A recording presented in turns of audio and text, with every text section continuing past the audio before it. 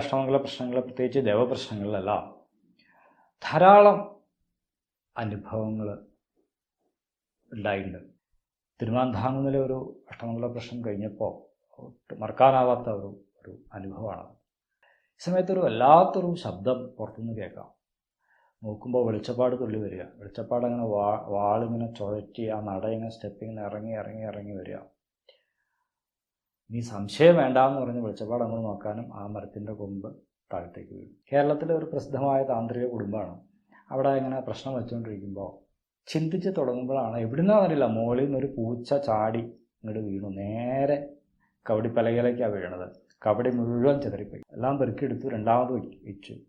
അപ്പോൾ അവിടുത്തെ കാരണവർ ചിരിച്ചുകൊണ്ട് പറഞ്ഞു, നമസ്കാരം. ക്ഷേത്രങ്ങളിൽ സാധാരണ ദേവപ്രശ്നം നടക്കാറുണ്ട്. അഷ്ടമംഗല പ്രശ്നമായിട്ടാണ് പലപ്പോഴും നടക്കുക. പല കാര്യങ്ങൾക്കും ദേവഹിതം അറിയാൻ വേണ്ടിയും അതേപോലെ തന്നെ ക്ഷേത്ര സംബന്ധമായ ചില കാര്യങ്ങളിൽ എന്തെങ്കിലും സംശയം ഉണ്ടാവുകയാണെങ്കിലോ അല്ലെങ്കിൽ എന്തെങ്കിലും ദുർനിമിത്തങ്ങളൊക്കെ ഒരു ക്ഷേത്രത്തിൽ ഉണ്ടാവുകയാണെങ്കിൽ അതിനോടനുബന്ധിച്ചായിട്ടാണ് അഷ്ടമംഗല പ്രശ്നം വയ്ക്കുക. അഷ്ടമംഗല പ്രശ്നം വയ്ക്കുമ്പോൾ സാധാരണ 3-4 ജ്യോത്സ്യന്മാരൊക്കെ ഉണ്ടാവും. അത് വിപുലമായൊരു പദ്ധതിയാണ്. ഏതാണ്ട് ഈ അഷ്ടമംഗല പ്രശ്നത്തിന് ഒരു ദൈവജ്ഞനെ, പ്രധാന ദൈവജ്ഞനായിട്ട് ഒരാളെ തീരുമാനിച്ച് അദ്ദേഹത്തെ ഈ പ്രശ്നം ഏൽപ്പിക്കാൻ വേണ്ടി പുറപ്പെടുന്ന സമയം തൊട്ട് ശരിക്കും പ്രശ്നം ആരംഭിച്ചു എന്നാണ് പറയണത്. പിന്നീട് അദ്ദേഹത്തിൻ്റെ അടുത്ത് ഈ ദക്ഷിണയൊക്കെ കൊടുത്ത് പ്രശ്നം ഏൽപ്പിക്കുമ്പോൾ അവിടെയൊക്കെ എല്ലാ നിമിത്തങ്ങളും ആ ദൈവജ്ഞൻ സസൂക്ഷ്മം നിരീക്ഷിക്കും. വലിയൊരു പദ്ധതിയാണ്. അപ്പോൾ നമ്മൾ പറയില്ല, ഒരു ഡീറ്റെയിൽ സ്കാനിങ് എന്ന് പറയുന്ന പോലെ ഒരു തലനാരിഴ കീറിയുള്ള പരിശോധനയാണ് അഷ്ടമംഗല പ്രശ്നം. അപ്പം അങ്ങനെയുള്ള അഷ്ടമംഗല പ്രശ്നങ്ങൾ, പ്രത്യേകിച്ച് ദേവപ്രശ്നങ്ങളിലെല്ലാം ധാരാളം അനുഭവങ്ങൾ ഉണ്ടായിട്ടുണ്ട്. അത് പലപ്പോഴും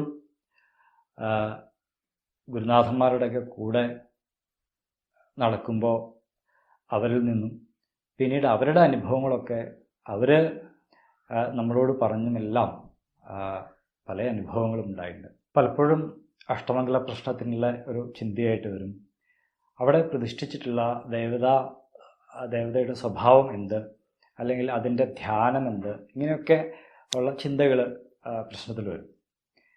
ചില ക്ഷേത്രങ്ങളിൽ ഈ ധ്യാനത്തിനും ചിന്തകൾക്കും ഒക്കെ അതീതമായിട്ടുള്ള ഒരു ഈശ്വര സാന്നിധ്യമായിരിക്കും അവിടെ ഉണ്ടാവുക. അത് നമുക്ക് ഇന്നതെന്ന് വ്യവച്ഛേദിക്കാൻ പറ്റില്ല. ഇപ്പോൾ ഒരു കഥ പറയുകയാണെങ്കിൽ, ഇപ്പോൾ നമ്മുടെ മുക്കോല ക്ഷേത്രത്തിലെ അഭൗമമായ തേജസ് കണ്ട് ശങ്കരാചാര്യസ്വാമികൾ അവിടെ തപസ് ചെയ്തു, ഈ സാന്നിധ്യം എന്താണെന്നറിയാൻ വേണ്ടി. അപ്പോൾ അത് ശാസ്താവായിട്ട് കണ്ടു, പിന്നെ ശാസ്താവിനെ പ്രതിഷ്ഠിച്ചു, പിന്നെ ഭദ്രകാളിയായിട്ട് കണ്ടു, ഭദ്രകാളിയെ പ്രതിഷ്ഠിച്ചു, പിന്നെയും ഈ തേജസ് ഇങ്ങനെ അവിടെ തീരാതെ നിൽക്കുകയാണ്. അപ്പോൾ പിന്നീട് അവിടെ ആ മഹാദേവിയായിട്ട് തന്നെ ആ ദേവി അവിടെ പ്രതിഷ്ഠിച്ചു എന്നാണ് പറയുക. അപ്പോൾ മുക്കോല ഭഗവതി ക്ഷേത്രത്തിൻ്റെ ദേവി യഥാർത്ഥത്തിൽ ഏത് സ്വരൂപമാണെന്ന് ശങ്കരാചാര്യസ്വാമികൾക്ക് പോലും മനസ്സിലായില്ല, തപസ് ചെയ്തിട്ട് പോലും മനസ്സിലായില്ല. അങ്ങനെയാണ് ഈ പല മഹാക്ഷേത്രങ്ങളിലെ ചില ക്ഷേത്രങ്ങളുടെയൊക്കെ പ്രത്യേകത. നമ്മളെപ്പോഴും നമ്മുടെ ബുദ്ധി കൊണ്ട് നമ്മൾ ഈ ഈശ്വര സാന്നിധ്യങ്ങളെ നമ്മളൊന്ന് അളക്കാൻ നോക്കും. ഏതാണ് അവിടുത്തെ ധ്യാനം, ഏതാണ് അവിടുത്തെ ഭാവം എന്നൊക്കെ. മിക്കവാറും ക്ഷേത്രങ്ങളിലൊക്കെ ധ്യാനമുണ്ട്, രൂപമുണ്ട്. കാരണം ധ്യാനം ഇല്ലാണ്ട് പൂജ ചെയ്യാൻ പറ്റില്ല. അംഗന്യാസവും മറ്റുള്ള കാര്യങ്ങളും ഒക്കെ, ആയുധന്യാസങ്ങളൊക്കെ, അപ്പോൾ അതിനൊക്കെ ഒരു ധ്യാനമുണ്ട്. പക്ഷെ അത് പൂജ എന്നുള്ള ആ ഒരു തലത്തിൽ മാത്രമേ നിൽക്കുന്നുള്ളൂ. മറ്റൊരു തലത്തിലേക്ക് പോയി കഴിഞ്ഞാൽ ഈ ഈശ്വരിയുടെ അല്ലെങ്കിൽ ഈശ്വരൻ്റെ അവസ്ഥ എന്താണെന്ന് നമുക്ക് മനസ്സിലാക്കാൻ കഴിയില്ല. അങ്ങനെ ഒരു കഥയാണ് പഴയന്നൂർ ക്ഷേത്രത്തിലൊരു കഥ.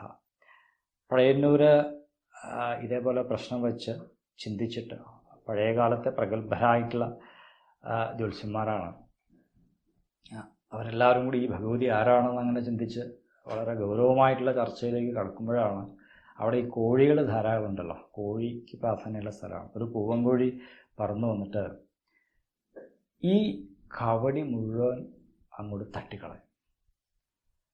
അപ്പോൾ പ്രധാന ദൈവജ്ഞന് അതൊരു നിമിത്തമായിട്ട് മനസ്സിലായി. അദ്ദേഹം ഭഗവതിയോട് മാപ്പ് പറഞ്ഞുകൊണ്ട് ആ ചിന്ത അവിടെ അവസാനിപ്പിച്ചു. ഈ സർവേശ്വരിയായ ദേവിയെ എങ്ങനെയാണ് നമ്മൾ ഒരു ജ്യോതിഷത്തിൻ്റെ ഒരു ജ്യോതിഷ ചിന്തയിലേക്ക് നമുക്ക് ചുരുക്കി എത്തിക്കാൻ കഴിയുക?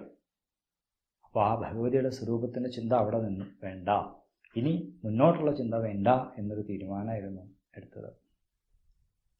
അതുപോലെ തന്നെയാണ് ചോറ്റാനിക്കര ക്ഷേത്രത്തിൽ അഷ്ടമംഗല പ്രശ്നം വയ്ക്കുമ്പോൾ ഒക്കെ ആ ദേവിയുടെ ഭാവത്തിൻ്റെ ചിന്ത ചിന്തിക്കാറില്ല. അങ്ങനെ ഒരു കാലത്ത് ചിന്തിച്ചപ്പോൾ ചിന്തിക്കണ്ട എന്ന് ഭഗവതി തൻ്റെ പ്രധാന ദൈവജ്ഞനോട് സ്വപ്നരൂപേണ ആ സ്വപ്നത്തിൽ വന്ന് പറഞ്ഞു. ഞാൻ ആരാണെന്ന് അറിയണോ എന്ന് ചോദിച്ചു എന്നാണ് കഥ. അദ്ദേഹം അതോടെ അത് ഭഗവതിയോട് മാപ്പ് പറഞ്ഞ് ആ ചിന്ത അവിടെ അവസാനിപ്പിച്ചു. അതായത് പ്രശ്നം വെച്ച് കഴിഞ്ഞ് ഉച്ചയ്ക്ക് ഊണൊക്കെ കഴിഞ്ഞിട്ടൊരു ഉറക്കമുണ്ട്. ആ ഉറക്കത്തിലാണ് ഈ ഒരു സ്വപ്നം ഉണ്ടാവുന്നത്. അപ്പോൾ ഈ ഭഗവതി ആരാണെന്ന് ഉള്ള ചിന്തിക്കാൻ ഉള്ള ചിന്തയുടെ പുറപ്പാടാണ്. ഇതെല്ലാം ക്ഷേത്രവുമായിട്ട് ബന്ധപ്പെട്ട് നിൽക്കുന്ന എല്ലാവർക്കും അറിയാവുന്ന കാര്യങ്ങളാണ്. അപ്പം ഏതാണ് ധ്യാനം, എന്താണ് രൂപം എന്ന് സാക്ഷാൽ ഭഗവാൻ ശ്രീ പരമേശ്വരനോട് അറിയില്ല ഈ ദേവി ആരാണെന്ന്. ദേവി അചിന്തിയാണ്, ചിന്തയ്ക്ക് അപ്പുറമാണ്. നമ്മുടെ ചിന്ത കൊണ്ടോ ബുദ്ധി കൊണ്ടോ എത്തിപ്പെടാൻ കഴിയാത്ത മഹാത്മ്യമുള്ള ആളാണ് ദേവി, അല്ലേ? സൗന്ദര്യലഹരിയിൽ പറയണ്ടല്ലോ, തനീയാംസം പാംസം തവ ചരണപങ്കേരുഹഭവം വിരിഞ്ചി സഞ്ചിന്നിൽ വിരചെയ്തി ലോകാനവികലം വഹത്തേനം ശൗരി എന്നുള്ള ആ ശ്ലോകം. അതായത് ദേവിയുടെ കാലിലെ ആ പാദത്തിലെ ഒരു ചെറിയ ആ ഒരു പാദരേണു, ഒരു പൊടി കൊണ്ടാണ് ഈ ബ്രഹ്മാവ് വിശ്വത്തെ മുഴുവൻ സൃഷ്ടിച്ചത്. ആ വിഷ്ണു വളരെ കഷ്ടപ്പെട്ട് വഹത്തേനം ശൗരി, ഈ ശൗരിയായ ഭഗവാൻ മഹാവിഷ്ണു വളരെയധികം കഷ്ടപ്പെട്ടിട്ടാണ് ഇതിനെ വഹിക്കുന്നത് തന്നെ. വളരെ കഷ്ടപ്പെട്ടാണ് ശിവൻ ഇതിനെ സംഹരിച്ച് പസിധോധൂളന വിധി തൻ്റെ ഭസ്മായിട്ട് ധരിക്കുന്നത്.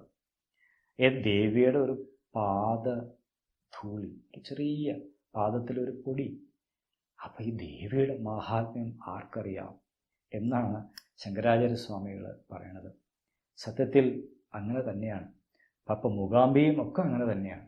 അവിടുത്തെ യഥാർത്ഥ സ്വരൂപം എന്താണെന്ന് ആർക്കും അറിയില്ല. മഹാകാളിയാണ്, മഹാലക്ഷ്മിയാണ്, മഹാസരസ്വതിയാണ്, ഇത് മൂന്നും കൂടി ചേർന്നതാണ്, അതോ നാലാമത് തുരീയായ വേറെ ഒന്നും അറിയില്ല. പക്ഷെ ആരാധനയ്ക്ക് വേണ്ടി ഒരു വ്യവസ്ഥ സ്വീകരിച്ച് പോരുന്നു, ആ നിലയ്ക്ക് അതിനെ ആരാധിച്ചു പോരുന്നു.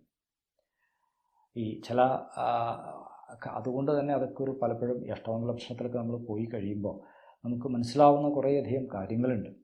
നമ്മൾ ഈ ജ്യോതിഷം കൈകാര്യം ചെയ്യുമ്പോൾ എപ്പോഴും കേവലമായ ഒരു പുസ്തക പഠനം കൊണ്ട് മാത്രം ഒന്നും ആവില്ല. അപ്പോൾ പറയും, ഗുരുവാർഷം ഗമിക്കാതെ പുസ്തകത്തിൽ പഠിച്ചീടിൽ നാരിതൻ ജാരഗർഭം പോൽ ശോഭിക്കില്ല സഭാന്തരേ. പുസ്തകത്തിൽ പഠിച്ചാൽ മാത്രം പോരാ, അത് സഭയിൽ ഒരു പണ്ഡിത സദസ്സിൽ അത് ശോഭിക്കില്ല. അതിന് ഗുരുഭാഷം തന്നെ, ഒരു ഗുരുവിൻ്റെ അടുത്ത് പോയി പഠിക്കണം, അദ്ദേഹത്തിൻ്റെ കൂടെ നടന്ന് പഠിക്കണം. ഇത് ജ്യോതിഷത്തിൻ്റെ കുറേയധികം അലിഖിതമായ ഒരു നിയമമാണ്.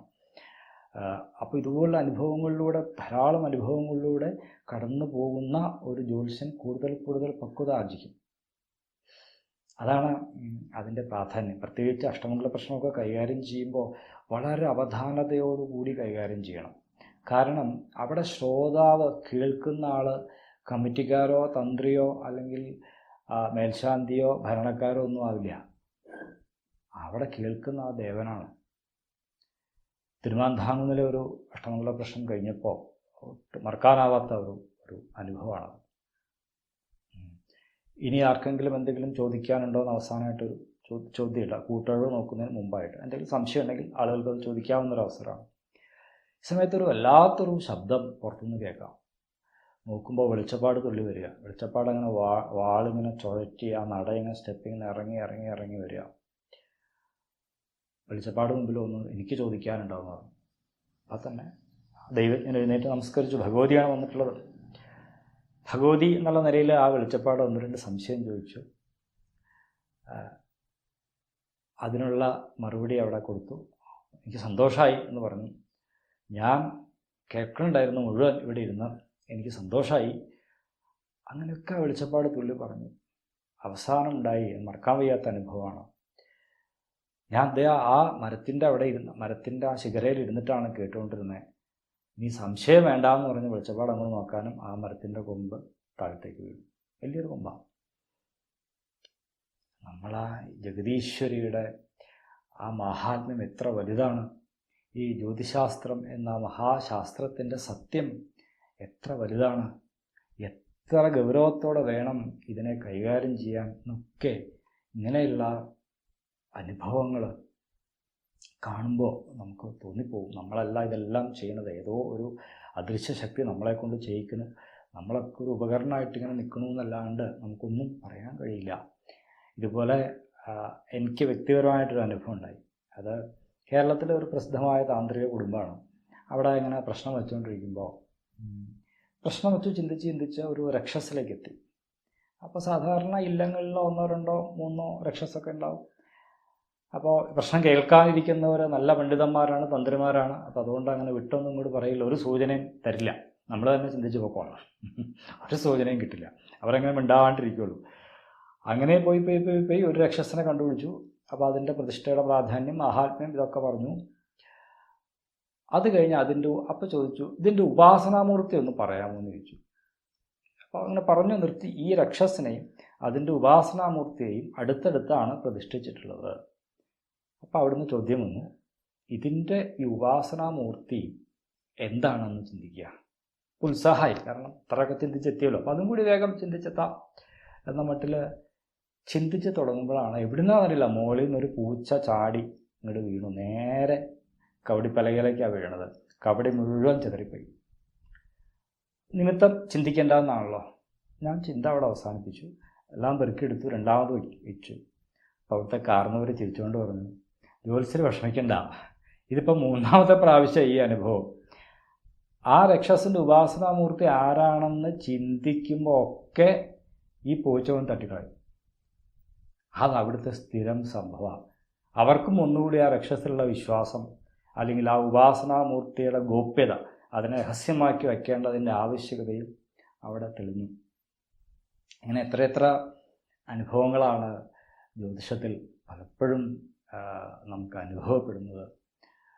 അത് പലപ്പോഴും യുക്തിക്കോ അല്ലെങ്കിൽ നമ്മുടെ ബുദ്ധിക്കോ ഒന്നും നിരക്കുന്നതിനപ്പുറം അനുഭവങ്ങളായിട്ട് പലതും അത് ഇങ്ങനെ കടന്നു വരാറുണ്ട്. ചെറിയ ചെറിയ അനുഭവങ്ങൾ, ചില അനുഭവങ്ങൾ വരും നാളുകളിൽ നിങ്ങളോട് പങ്കുവയ്ക്കാം. കുറച്ചൊക്കെ ജ്യോതിഷത്തെ മനസ്സിലാക്കാൻ നിങ്ങൾക്കത് സഹായമാവുമെന്ന് വിചാരിക്കണം. നമസ്കാരം.